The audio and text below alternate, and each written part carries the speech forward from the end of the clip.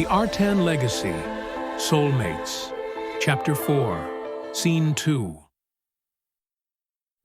The admiration I received was not limited to my cherished Fermina alone. As I sat in my father's expansive library, composing and forging letters with the deliberate mimicry of my former shaky penmanship, Princess herself offered praises.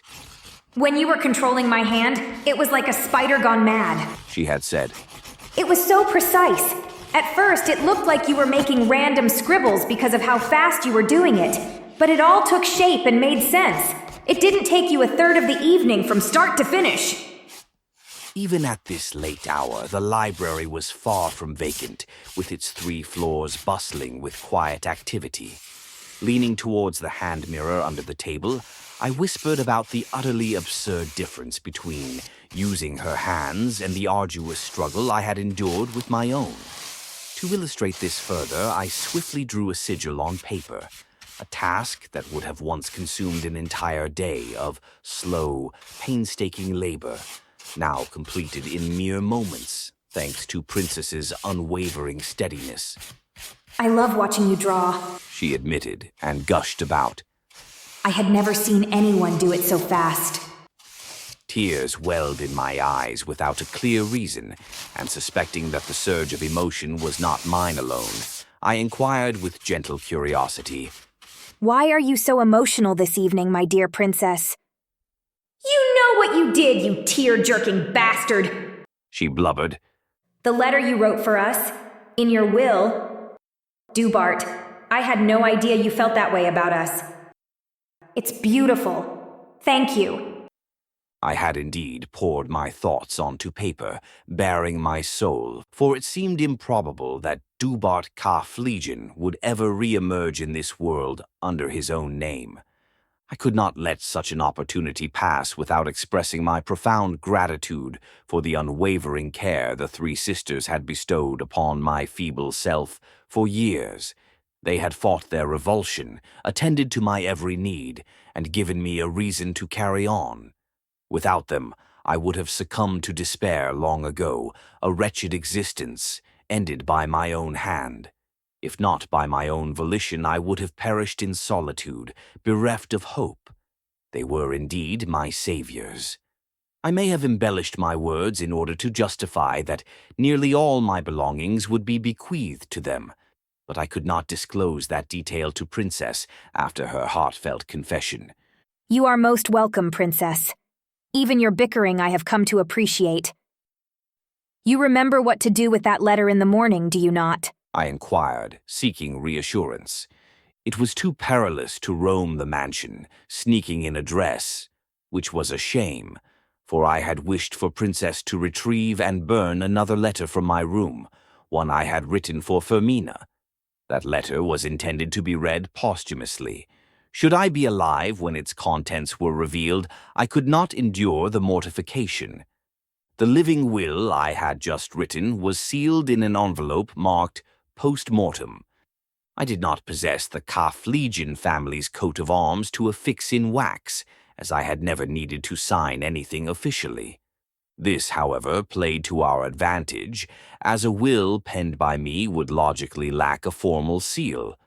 The plan was for Princess to request an audience with my brother, at which point she would recall the letter I had supposedly given her days earlier.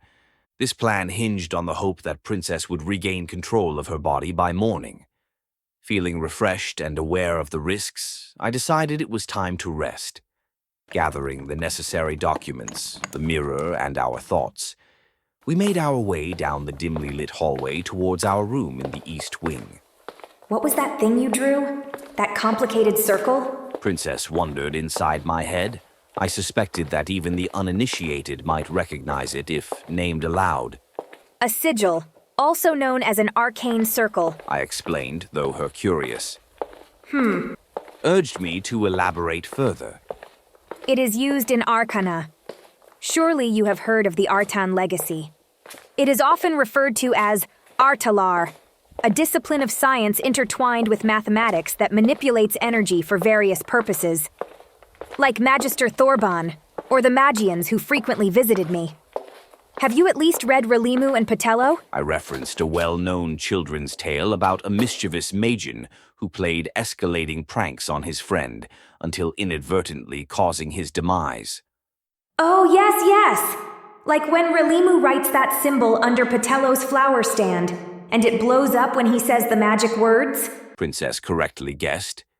In the version I had read, it was a fruit stand. Precisely. Artalar, or the Artan legacy, requires a sigil, an incantation, lifespark, and a trigger. I summarized. She seemed interested, encouraging me to proceed. The sigil is the symbol you were mentioning. The incantation would be the magic words, although it is more of an addendum of the solved artanical formula. Lifespark is the energy, which can be fueled by one's will or borrowed from other sources. The trigger is what causes the arcane reaction to occur. It all requires a deep understanding of each sigil's individual artanical equation. By Eveness, you sure know your stuff. How about it? Can you do it? Say magic words and make magic? Princess transparently goaded. She wanted to see me try. No, no one can. I corrected her common misconception. Magic defies logic, willing things into existence without cause. Arcane studies are far more intricate, Princess. Arcana manipulates energies precisely, and for the arcane reactions to occur, you have— Yes, I get it. She interrupted me. Fine. Can you do Artalar? Were you ever able to? She rephrased. Not truly. Impossible in my former vessel. I admitted readily.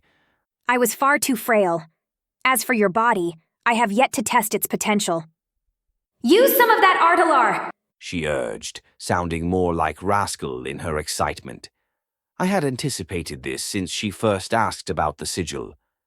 Just do anything. Make sparks or light, like the Magister.